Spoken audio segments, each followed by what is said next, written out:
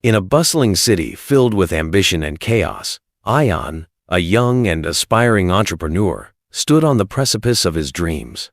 After years of toil, his startup had finally hit the big leagues. Ayan had become a local sensation. Interviews, magazine covers, and admiration surrounded him. But beneath the glittering exterior, something gnawed at his soul. One evening, after a particularly stressful board meeting, Ayan decided to take a stroll through the quieter parts of the city. The chilly breeze carried memories of his younger self, ambitious, determined, but clueless. His steps led him to an old, run-down neighborhood, and before he knew it, he was standing in front of a small, forgotten tea stall. The name on the board above read, Irfan's Chai.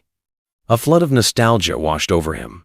Irfan, uncle, how could he forget? Years ago, as a teenager, Ayan used to frequent this tea stall with a small notebook full of ideas. He'd sketch business plans, dream about creating something extraordinary, and vent his frustrations. Irfan, uncle, the tea seller, was no ordinary vendor.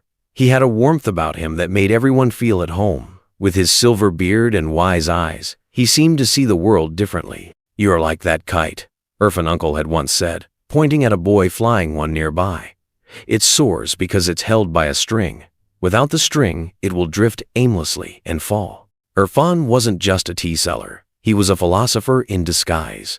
He would listen to Ayan's ambitious plans with genuine interest and share stories of resilience, persistence, and humility. His favorite mantra was, "Success without gratitude is a house built on sand. It won't last."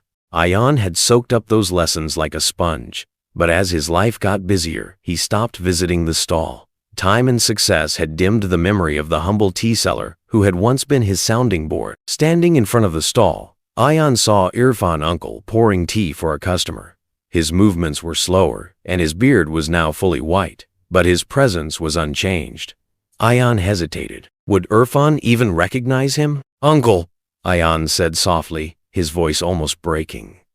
Irfan looked up, squinting for a moment, and then his face lit up with a familiar smile.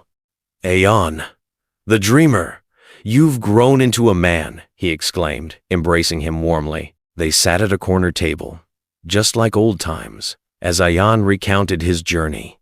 Irfan listened with pride, nodding occasionally, but his eyes held a quiet question. Finally, he asked, "And your string, Ayan? Are you still holding on to it?" The question hit Ayan like a bolt of lightning. He realized he had let go of his string, his humility, his gratitude. Success had consumed him so much that he'd forgotten the roots that nurtured him. As they talked, Irfan uncle shared another story. There was once a young man who climbed a tall tree to pluck a fruit. From the top, he could see the whole village, the river, and the distant hills. But in his excitement, he forgot to watch his step. He fell, not because he wasn't skilled, but because he forgot to respect the branches that held him. Ayan sat in silence, the weight of those words settling in. He realized how far he had drifted from the values that once guided him. In his pursuit of success, he had alienated friends, ignored family, and forgotten mentors like Irfan uncle. Before leaving, Ayan did something he hadn't done in years. She thanked Irfan uncle, not just with words, but with a promise to live by the lessons he had once taught him. He also left an envelope, insisting Irfan use it to refurbish the tea stall. The visit transformed Ayan.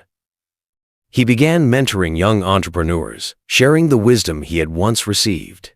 His startup grew not just in profits, but in purpose. He built a culture of gratitude within his company, ensuring every employee felt valued. Months later, when he revisited Irfan's stall, he found it bustling with customers, freshly painted and adorned with a new signboard, "Irfan's Chai, where dreams brew." Ayan smiled. The forgotten mentor was forgotten no more. Moral of the story: never forget the people and values that shape your journey. True success is built not just on achievements, but on humility, gratitude, and the wisdom of those who guide you.